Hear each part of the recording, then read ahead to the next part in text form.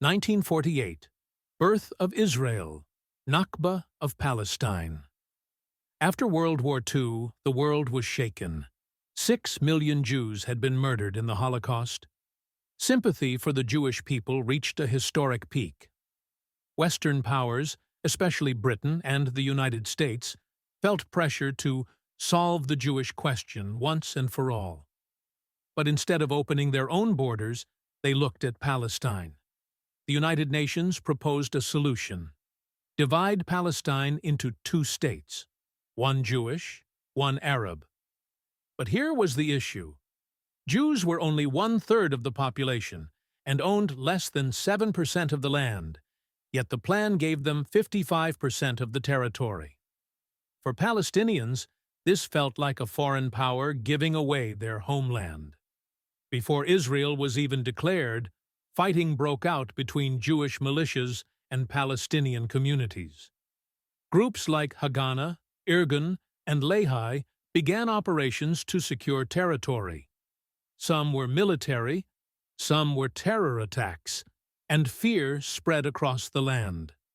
On May 14, 1948, David Ben-Gurion declared the creation of the State of Israel.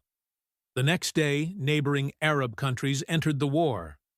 But by then, hundreds of thousands of Palestinians had already been expelled or had fled due to attacks, massacres, or fear.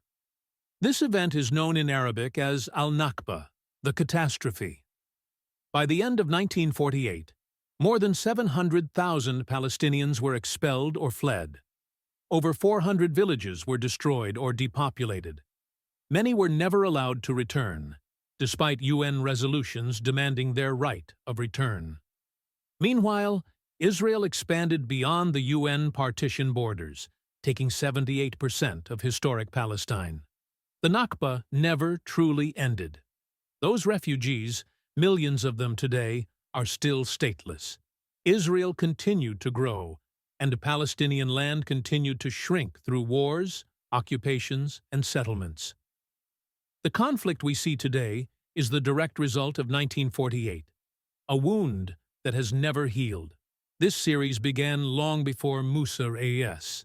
through Canaanites, prophets, kingdoms, empires, and migrations, through golden ages and tragedies. And it ends here, with a moment that shaped the modern world. But history does not stop.